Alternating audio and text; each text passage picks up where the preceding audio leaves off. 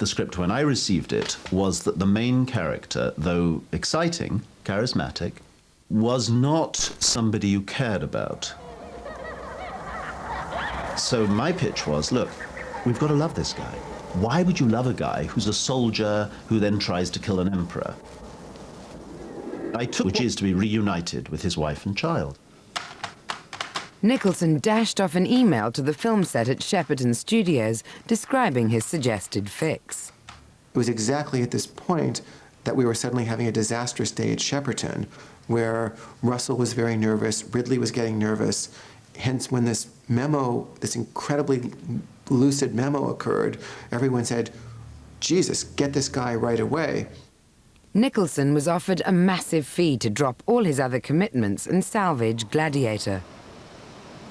I'm not a rewrite merchant, but I was flattered because the flattery was, we think you may have put your finger on what this needs. You may be able to rescue this. And that is very, very flattering.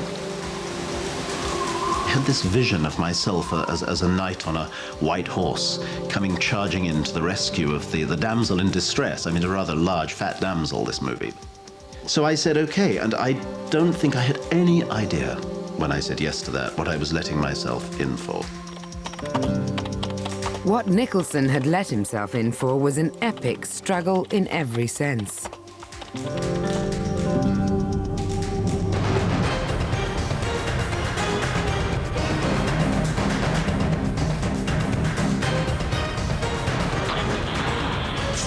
Meanwhile, over at Fox, the studio chief Bill Mechanic had decided to gamble $75 million on an adaptation of the Marvel comic hero X-Men, a genre which hadn't worked commercially since Batman. He'd entrusted the studio's summer blockbuster to a young director fresh from a commercial flop. X-Men was only 3 weeks into production when the star due to play the lead was forced to drop out. The young director began to feel the pressure. You know, you go do a big movie like X-Men, if it doesn't work, you go to movie jail for a couple of years. I mean, it's the bigger it is, the harder it falls, especially when it's something like X-Men where there are millions of fans out there waiting to hate it, waiting for you to ruin their favorite universe. It's a lot of pressure. Bryan Singer's career was in trouble. Only a short time earlier, he'd been the hottest director in town after the success of The Usual Suspects. But then his follow-up film, Apt Pupil, had been a commercial disaster. Bill Mechanic had done his best to steer him away from it. You know, we'd let you direct anything. We'd let you direct the phone book after Usual Suspects, but then you hand us this about a boy who discovers a Nazi war criminal in his neighborhood, and they just slowly destroy each other and the world around them. And I'm just like, yeah, it's cool. And he's like, yeah, but it's not easy. We watched Apt Pupil, and I thought it was pretty clear the movie was going to fail. That was interesting, but was completely uncommercial and had no chance of working, and probably a better time to take a director like Bryan Singer than after Usual Suspects, where they think they can direct any movie. I even remember Bill Mechanic, who was chairman of 20th Century Fox, coming out of the screening. And I'm looking at him and I'm saying, you still want me to make X-Men? And he said, oh yeah, this is good stuff. It's not supposed to make money. But X-Men was meant to make money. To play the film's central mutant hero, Wolverine, the studio had cast British actor Dougray Scott. But then came the news that Scott would be delayed for several weeks on his current film, Mission Impossible 2. We were committed to Dougray Scott. As a matter of fact, the only reason Dougray didn't do the movie was Mission Impossible was impossible to finish. And we waited and waited and waited, and by then the movie was in jeopardy. Fox could wait no longer. They had to find another Wolverine fast, and they had to get it right. Whatever star they chose would make the difference between a hit and a flop.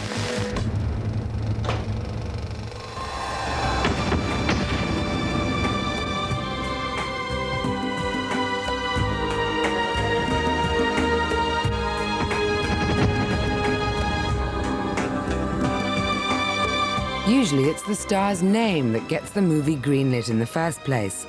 They command massive fees. 10 cents in every dollar a movie takes could end up in the star's bank account.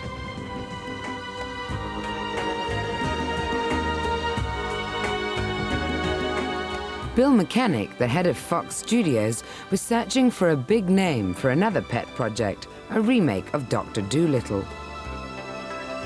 Dr. Dolittle, the man talking to animals, you know, in the 60s. It was done with Rex Harrison as a musical. Was, I thought, kind of a stupid movie, a bad movie, a really good kind of idea based on good core material, and felt to me, instead of being a musical, what it could be is a great comedy.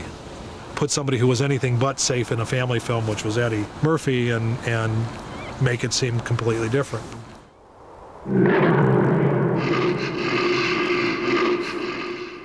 Technology had moved on. Speaking animals could now look real. Mechanic decided Eddie Murphy was the perfect man to talk to the animals. The first thing that happens is we find out that Eddie's afraid of animals, and so we said, did he read the script? We have this movie where he's in scenes with animals in virtually every scene, and what are we going to do? And so a lot of the animals that he interacts with aren't real, and there's a lot of cutaways, and you know, that was one problem.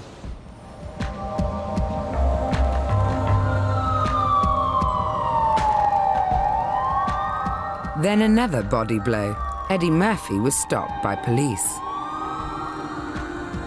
Eddie Murphy was found somehow in the middle of Hollywood, in the middle of the night, giving a car ride to a transvestite, to which his publicist then brilliantly turned around. He's a good Samaritan. He was just giving this poor transvestite in need of a ride, a ride to wherever he or she was going, and it's brilliant.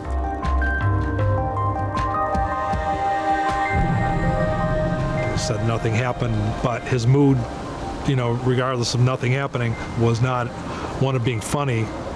And this is right before production started, so that put a damper on it. Murphy was never charged with anything. At the first screening of Dr. Dolittle, Bill Mechanic's career flashed before his eyes.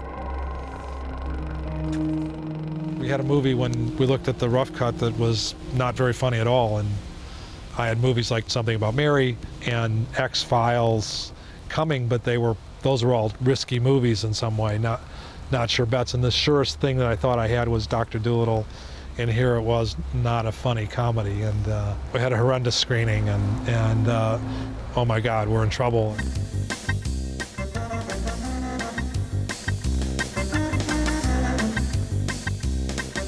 How do you make a lame comedy funny? The studio moved quickly to save the wounded beast by adding popular comedians to write and voice the animal characters. And turn the comedy from Eddie being what Eddie normally is, which is the center of the comedy, to Eddie being the center of the movie and the comedy coming from the characters. 20 top comedians were brought in, including Gary Shandling and Ellen DeGeneres.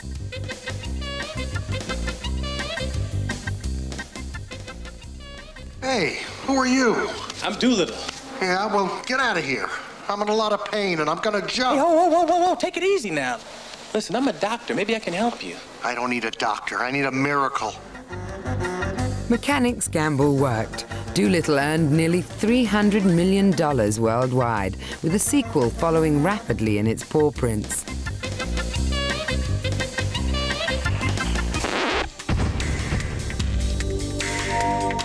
On set, stars generally get what they demand, but the producer's art is to keep them from the writer.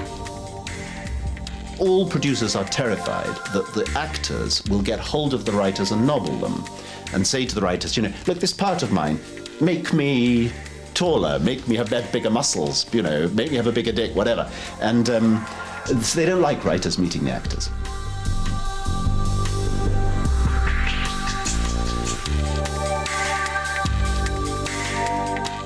An actor wanted a specific scene, and I told him that was there on page 10. And he said, no, not that scene, not that scene. And I said, but that's the scene you're describing. And he described it to me again, and I go, that is the scene right there. And it was sort of a little argument, and I just said, I'm not going to argue this. And I said, fine, I'll get you your scene. I went into the production office, sat down, got a piece of paper, a different color piece of paper, and a different typewriter ribbon, and typed out the same page and went back and said, how's this? And he said, that's what I'm talking about. That's the scene I wanted. I said, okay, let me know if you need anything else. I've had some really bad experiences with actors being brutal to scripts. I, of course, am not going to say who, Kevin Spacey, Helen Hunt, but I've been beaten up, as we all have been, and people in the corner, the directors and producers, are just kind of cowering and saying, thank you, sir, may I have another? And the actor gets to do whatever they want. When you come to those moments, you lose heart.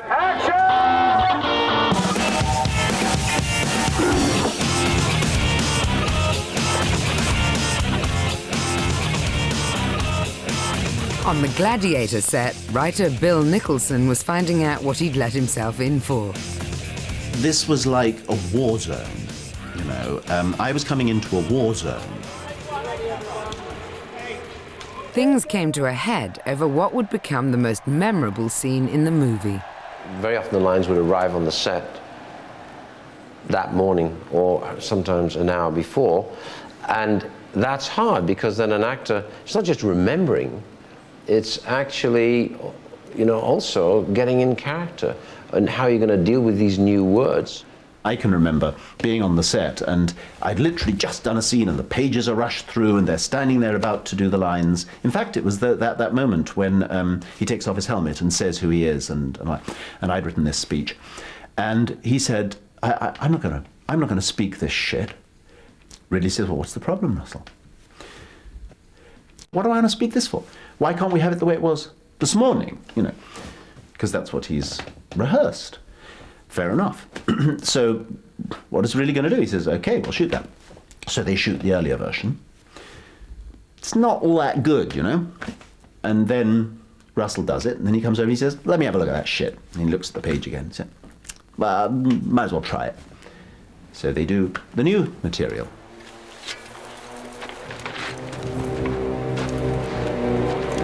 My name is Maximus Decimus Meridius, commander of the armies of the North, general of the Felix Legions, loyal servant to the true emperor, Marcus Aurelius, father to a murdered son, husband to a murdered wife, and I will have my vengeance in this life or the next. And it's fantastic, electrifying, you see. And so Ridley said, Russell, what's the problem? It worked. And Russell says, it was shit, but I'm the greatest actor in the world and I can make even shit sound good. Bill Nicholson had survived the first battle, but further struggles lay ahead.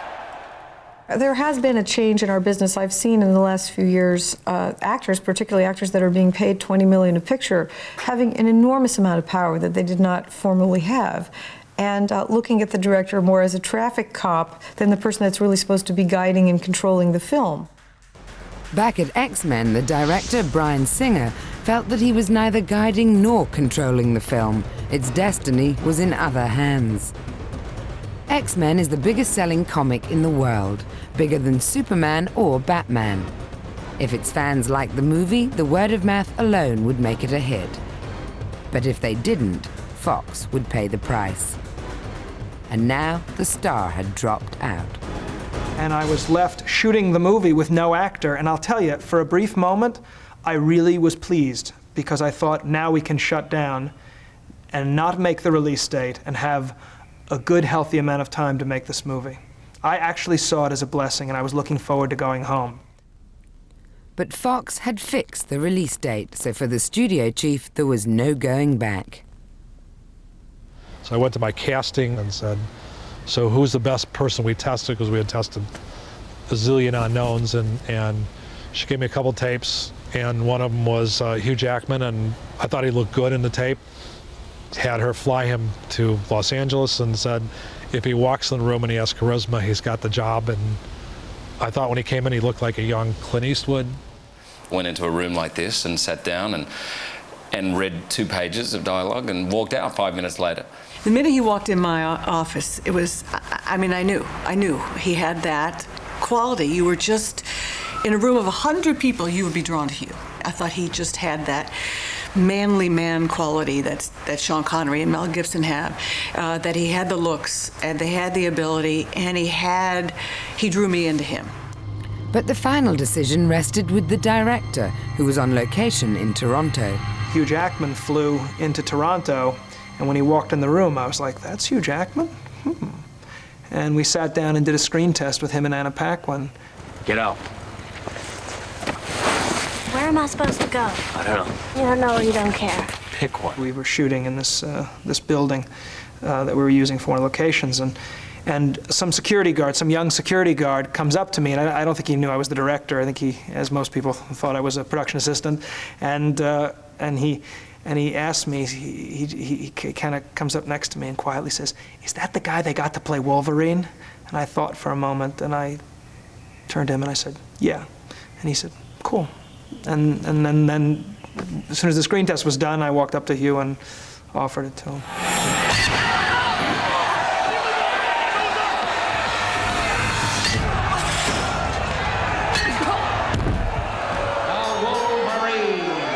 He looked good, but nothing like the comic book hero. Everyone was nervous. What would the fans say? Soon, a storm of cyber criticism was raining down from the internet. There was a lot of gossip on the internet, a lot of negativity, a lot of skepticism among fans. I mean, things just looked really bad. Wolverine was played by a 6'3" actor. Cyclops was played by a 5'9" actor. You know, all these bits of lore were being violated. I wasn't in a position where I could get online and defend each thing because, you know, one person likes the idea, the other person doesn't. I mean, you can please some of the people some of the time, but you can't please all the people on the internet. It's just not going to ever happen. In the end, Fox got its money back many times over, as the movie went on to become one of the hits of the year. But the experience left its mark on the young director. I've developed very thick skin now. I mean, I think everything's it's all uphill from that experience, that X-Men experience. I took probably a couple years off my life, I guarantee. It's unbelievable.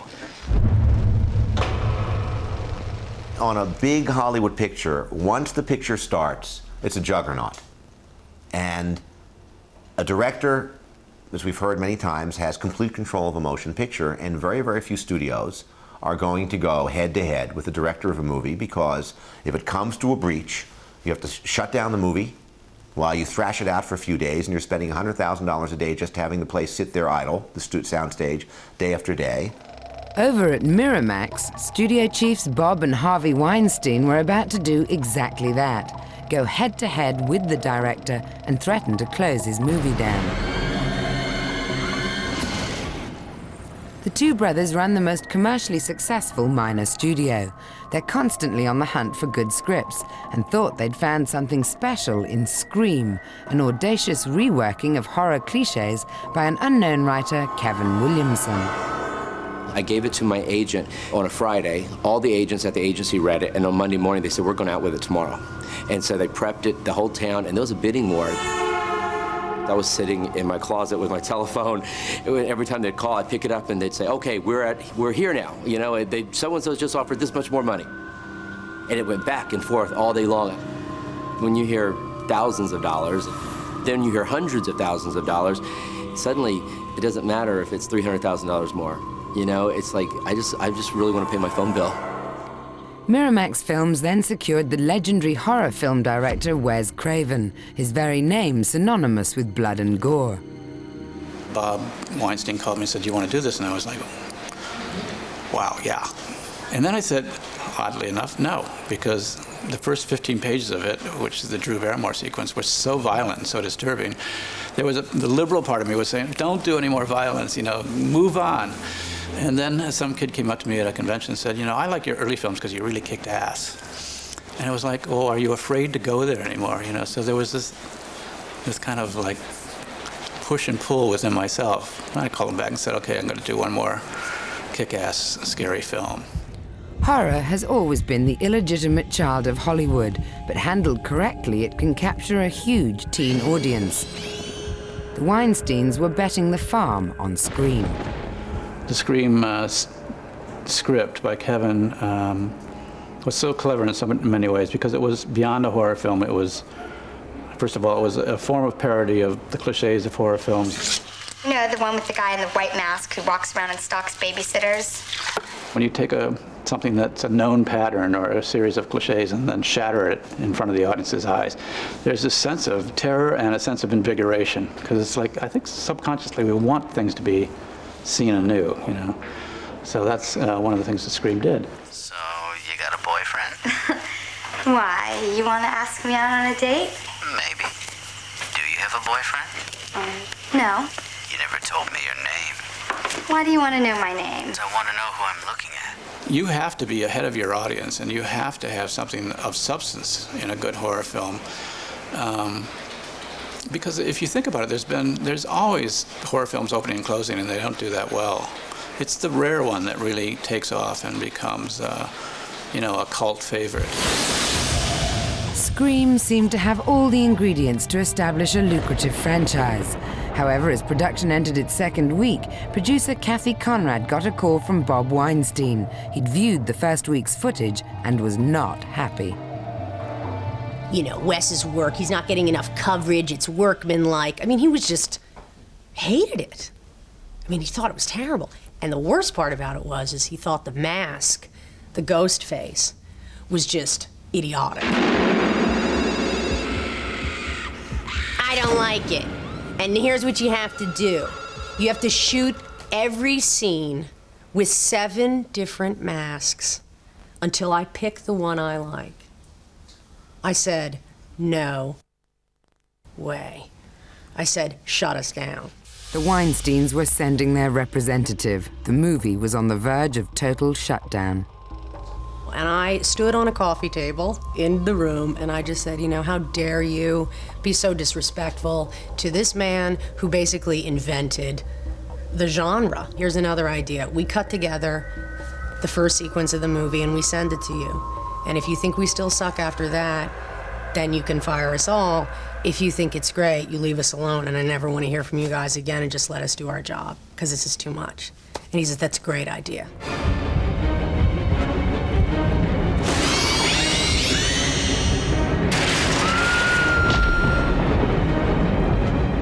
The opening sequence was put together and sent to the Weinsteins. And then I got the call. And Bob was flipping out with joy. And Harvey was jumping out of his seat. And they loved it and they thought it was amazing. And Bob was so kind and saying, you know, I was wrong. You know, I was wrong and you guys were right. It's great. And then they left us alone. And then we never heard from them again. Scream was to become a huge Hollywood franchise, and yet it had come within a hair's breadth of premature burial.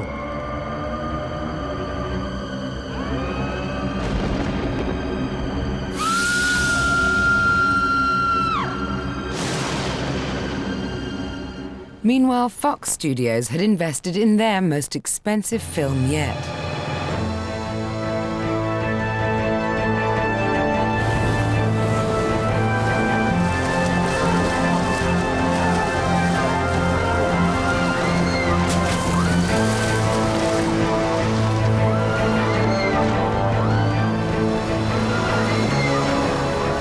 Here we go, and action.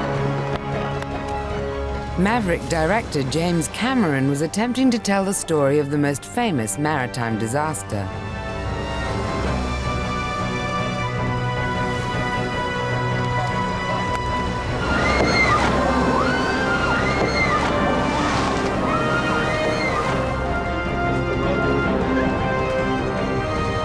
The best thing on working on Titanic was knowing that we were embarking on a movie that was epic in scale and hopefully epic in emotional quality as well.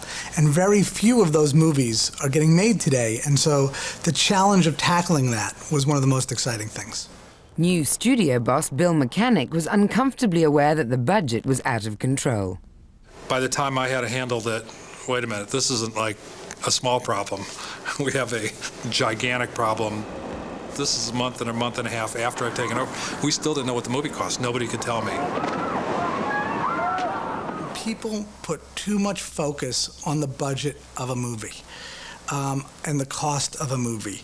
Nobody remembers a bad movie that came in under budget. Mechanic realized he had a full-blown crisis and that everyone had been keeping it a secret from his ultimate boss, Rupert Murdoch. I know Murdoch didn't even know since there was over budget, because when I finally got a handle on that we were at that stage $30 million over budget, I got to be the one who told him, and so it was my fault that that it was over budget, and I think that stigma never went away. Like, what kind of idiot is taking over the studio and is now $30 million over budget? That's most movies. At that stage, most movies cost 35 or 40 in that year. So I got a movie that much over budget. It's nuts. Mechanic knew drastic action had to be taken. Somehow he had to bring the perfectionist director back into line. The goal was get Jim to agree this was a big problem and we had to change how we were operating. I called Jim and set up a meeting. We were shooting nights at that stage and drove 10 o'clock at night, so I was speeding all the way down there and thinking it through of, well, how do you get out of this mess, And really what you want is how do you get the budget under control? But, that takes two. The thought process was, could you replace Jim? Could you fire and replace him? James Cameron had directed hits such as Terminator and Aliens. At age 42, he was a Hollywood alpha male. You're not just talking about a easily replaceable person on a normal movie. You're on an extraordinary movie with an extraordinary filmmaker. Cameron was noted for resenting studio interference. Mechanic decided the best policy would be a direct and honest approach. I handed Jim the sheet with the proposed cuts, and one by one, this is a stupid idea, this is a stupid idea, this is a stupid idea. What kind of idiot would think about this? This won't work, gotta have this, And are you telling me I gotta do it? And I'm like, no, I could do that, but I'm not going to. I think that's a bad way to run something. But we need to figure out how do we get this thing on budget. Since you know this picture better than anybody else, if these don't work for you, then you come back to us. But one way or the other, we need something to change. I think that the worst thing that you could ever do for a director is present a list of cuts by line item, by a Chinese menu. Making a movie is not a Chinese menu where you could say, I'll take the spare ribs and I'll throw out this and I'll throw out that. Cameron's response was direct and to the point.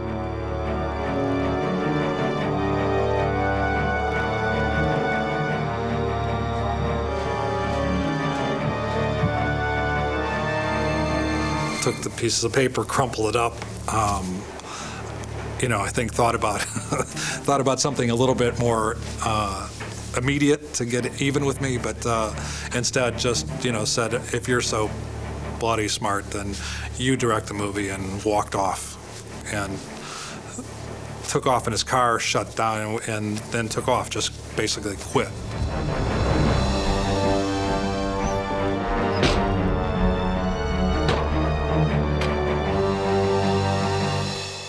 Bill came out of that meeting and was visibly upset by whatever reaction Jim had given him behind the closed doors of that trailer, and was upset by that.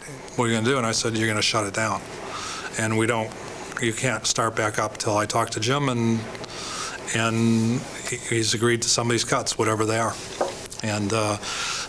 And says now it's about 4 o'clock in the morning. I got in my car and I drove back to Los Angeles thinking this has been a wholly unsuccessful evening. I've got one of the most expensive movies ever made, and my director's quit. And I'm pissing off a few $100,000 a day, and my bosses don't know about it.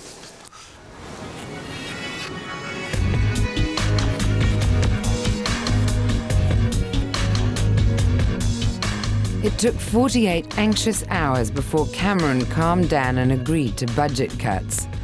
Mechanic agreed to let production start again.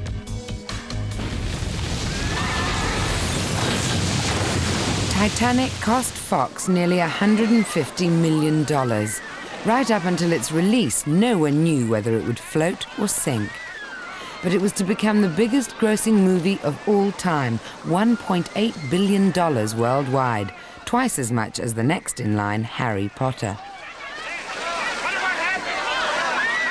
For the moment, Mechanic's job was safe, but the experience would leave scars. And it became the only poster I ever put in my office from a movie that we made, and he wrote in its bill, "We survived, Jim." And I thought, well, he's in the same place 7 months after all the success hasn't brought the joy that you wanted to. It was such a tough process to go through that the battle scars remain, and the joy is something that time will hopefully bring to us all.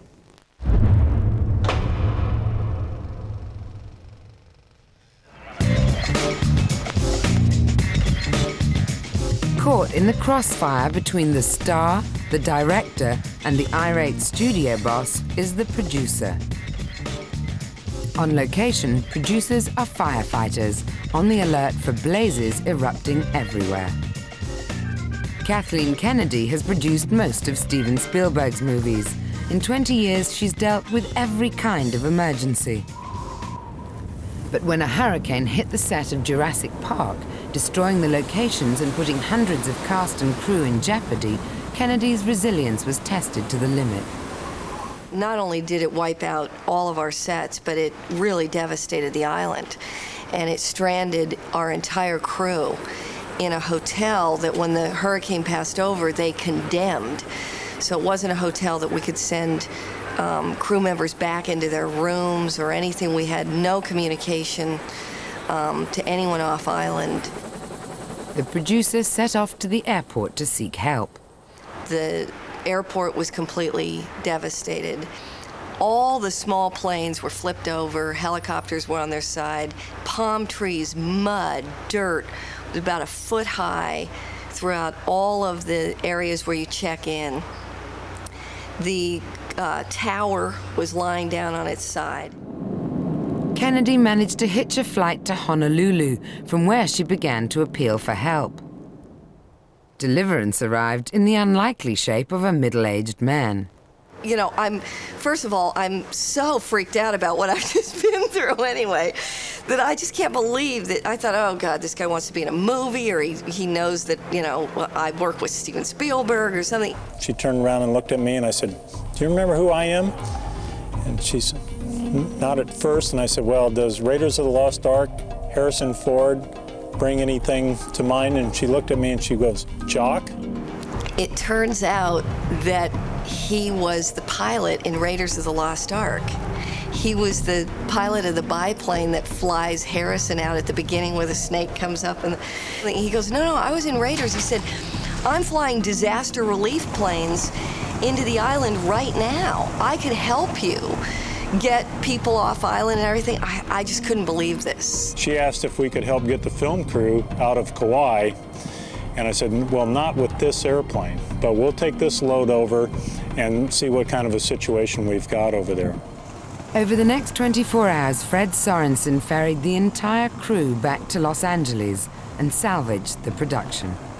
So we ended up moving all of the cast and crew off within 48 hours and back to Los Angeles, and it happened to coincide over a weekend, and we literally lost 1 day of shooting, miraculously, through this whole ordeal.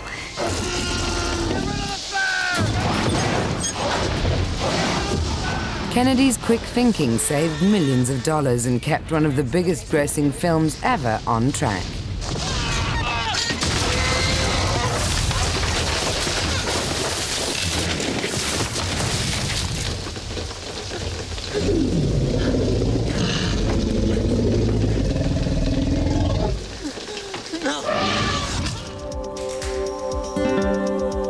DreamWorks' Roman epic Gladiator also looked to have weathered the storm. The movie was nearing the end of production.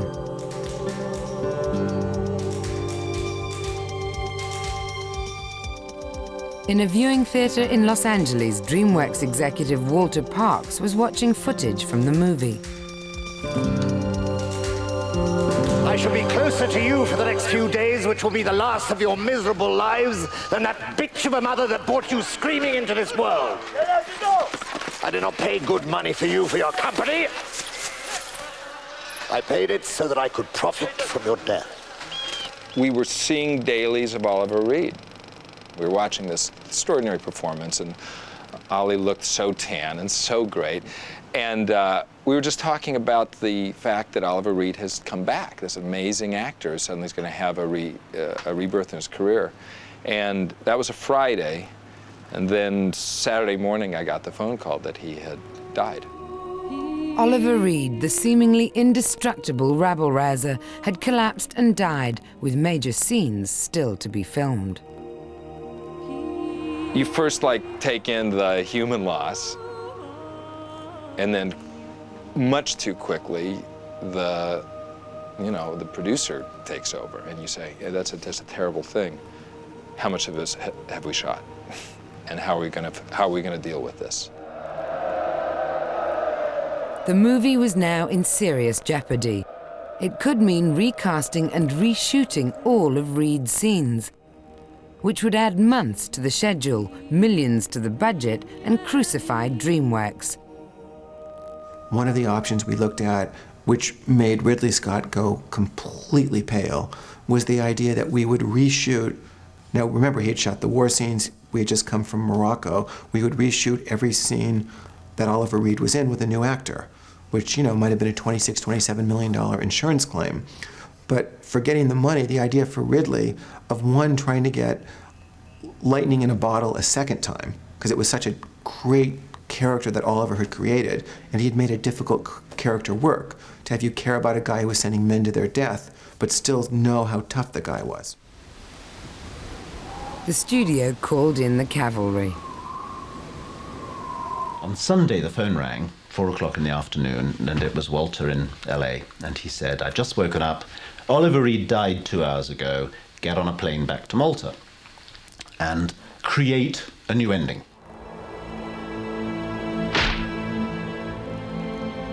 We'd only shot scenes in which he continued to be the cynical old baggage, you see. So we didn't have him, so we had to kill him earlier in the story. But we had to redeem him first, because the demands of a character like that are very, very clear. He's the lovable rogue, and at a certain point, the lovable rogue reveals that actually there's good in him. The writer had to redeem Proximo by piecing together earlier dialogue by the now dead actor.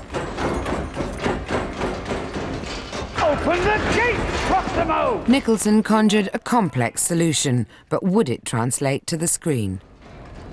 Everything is prepared. Director Ridley Scott and Oscar-winning editor Pietro Scalia set to work.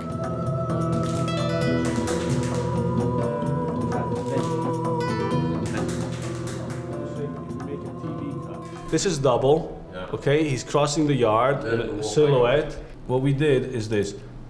He walks forward, but I flopped him. We shot the clean plate and over the shoulder of Maximus with the screen. So that, plus a reverse shot of Oliver walking forward, created this one. Do you want to die, old man? But what we had to do is, because this was still in Morocco or in Africa, we had to shave his beard, and we had to combine and shift them over, background, over the shoulder. So it was basically the same idea. It seems you have won your freedom. Proximo, are you in danger of becoming a good man?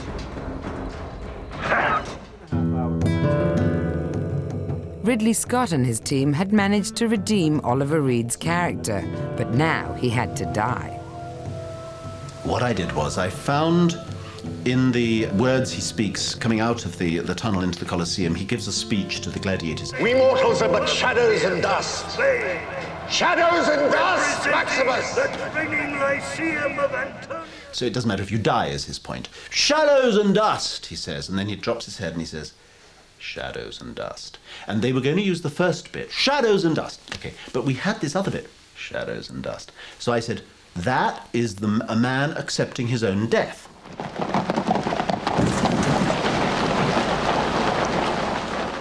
The Praetorians have pulled down the gates and they're coming swarming through. They come hammering up the stairs. We see him holding the sword of freedom in his hand, not Oliver Reed. Then we cut to the front, digitally insert the guards charging up to him from behind and have him say, shadows and dust. Then cut back to the back of Ingo the Ninth, and the sword of freedom drops, and he's redeemed. Shadows and dust. It gives the illusion that it was actually written this way. Yeah, exactly. Because we're repeating a line that he said earlier on. There he goes. He gets very reflective. Yeah. Shadows and dust. So that was how we put it together in the end. It goes quite fast. It's quite difficult to spot the joins. I mean, you'd know it if you now looked through. There is no cheating. I mean, the lips are not made to move digitally ever. It's all real, all of that. It's a reconstructed story. DreamWorks' sword and sandal epic was at last complete. The final film was seamless and never missed a beat. What the filmmakers achieved is now part of movie folklore. Gladiator cut a swathe through the Academy Awards, winning 5 Oscars, including Best Actor for Russell Crowe.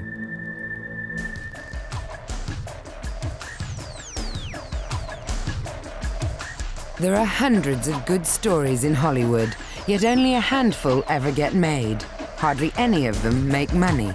So who chooses, and why do they get it so wrong? Find out in the next episode of The Hollywood Machine. And that's next Saturday at 8:20 here on BBC Two. Anna Friel stars in the new conspiracy thriller Fields of Gold on BBC One shortly. One of Britain's most complex comedy performers next on BBC Two, Reputations tells the Kenneth Williams story.